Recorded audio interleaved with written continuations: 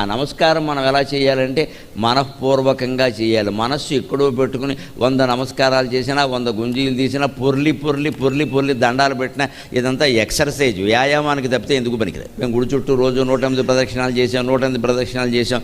నీకు విసుగు రాలేదేమో, కానీ దేవుడికి విసుగు వచ్చింది నీ మొహం చూసి. మానేస్తే ఆయన సంతోషిస్తాడు, ఇంకోటి ఎవడైనా వస్తాడు. అస్తమానం ఇదే మొహం తిరుగుతుంటే ఆయనకి విసుగ్గా ఉంది. మనం ఇది బాగా మొక్కుకుంటాం. ఇక్కడ ఆయన చుట్టూ తిరిగితే పని అవుతుంది. ఎందుకంటే లోకంలో ఎవడు చుట్టూ అయినా తిరిగితే పని అవుతుంది కదా. ఈ ఆలోచనలు ఎందుకు వస్తాయంటే శాస్త్రాలు ఏం లేవండి వీటికి.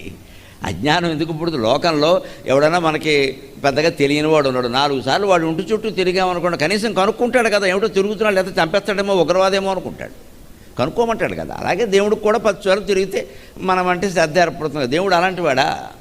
నువ్వు తిరగకపోయినా ఆయనకు తెలుసు. నేను నువ్వు ఉన్న చోటే ఉన్నానరా, నువ్వు అనవసరంగా నా దగ్గరికి వస్తున్నావు అంటాడు. అంటే ఆ నమస్కారం మనఃపూర్వకంగా చేస్తే, మనస్సును ఆయన పాదాల మీద లగ్నం చేసి చేస్తే అది ఫలిస్తుంది.